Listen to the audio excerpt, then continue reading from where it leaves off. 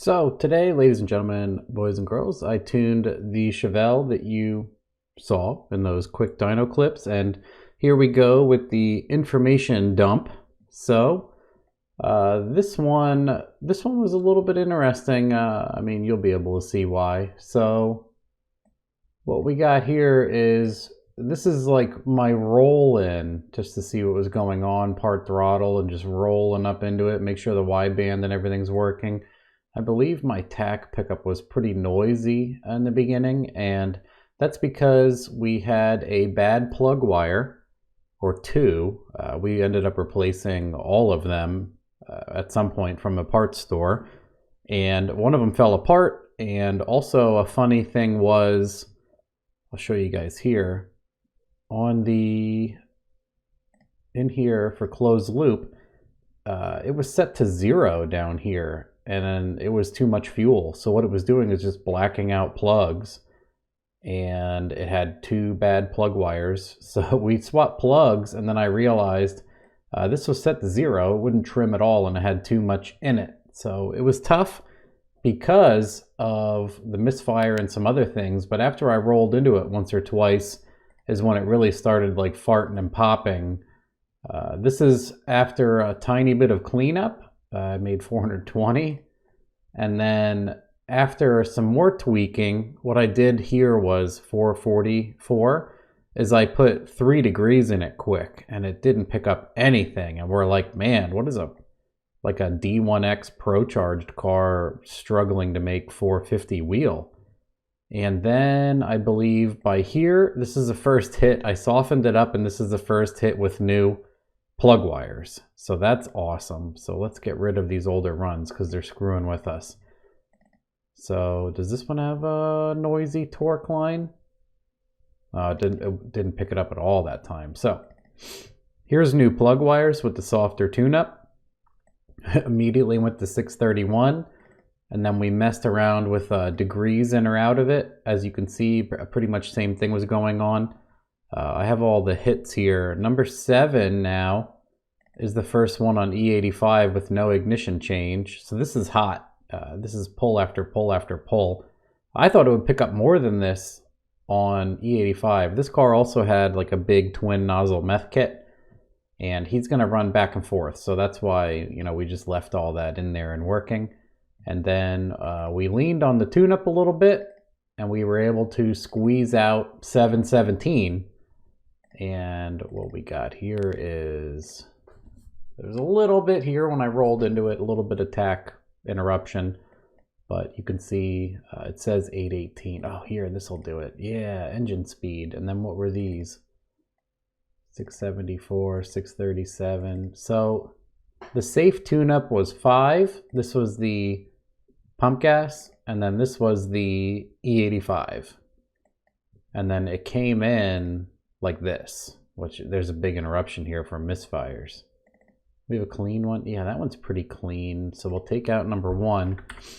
So this is like the optimized bad running, and then this is pump gas, and then this is E85. So yeah, we get 714 rear wheels, almost 600 foot-pounds of torque.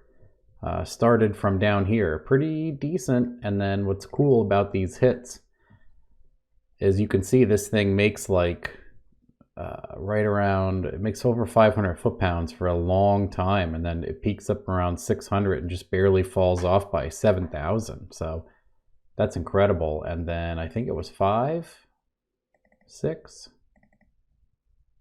right around 6. So we'll go with 6 in this, because this is an average.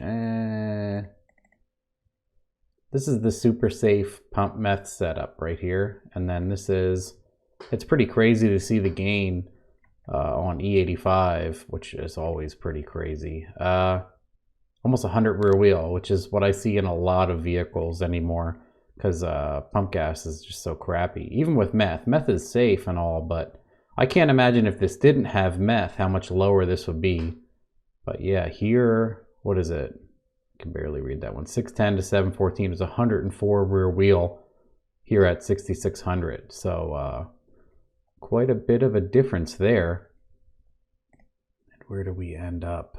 Where's the 9. Oh yeah, the 700 horsepower pull.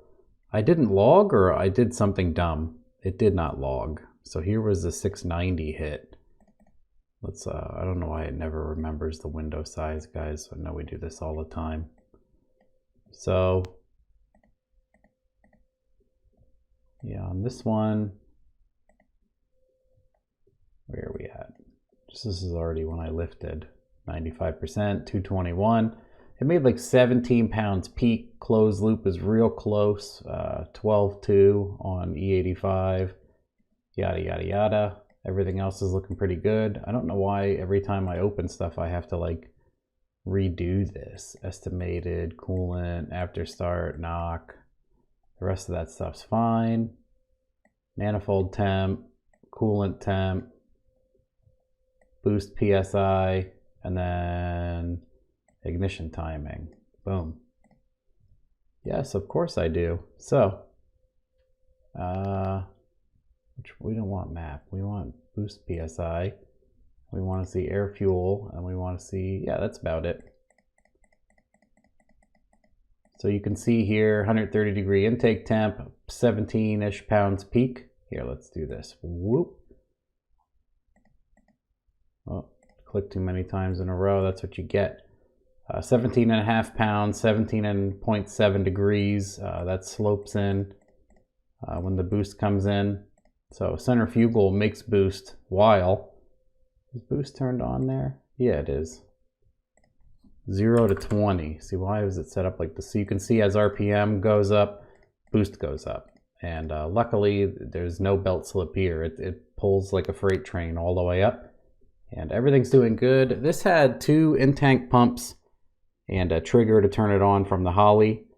It had a Terminator X. It had FIC 1300s. I believe it was a 400-inch motor from Texas Speed. The rest of this thing was beautiful inside and out. It had a Procharged intercooler. Everything else was fantastic on this thing. I'm trying to think of any other noteworthy. It had a T56 Magnum and a 9-inch rear, and just everything set up amazing. Even wilwood brakes, hydro boost, everything you can think of. This is like one of the cleanest resto mods I think I've ever seen. So it was cool to see, and Brandon had a beautiful car, and it was fun to get it all ironed out for him, especially when you consider, you know, he basically came in with like this optimized, and then he left with this. So that's substantial. Like, let me just dig up 300 rear wheel for you. So it's always satisfying to get a good result like this. All right, well, that's all. Thank you very much. Bye.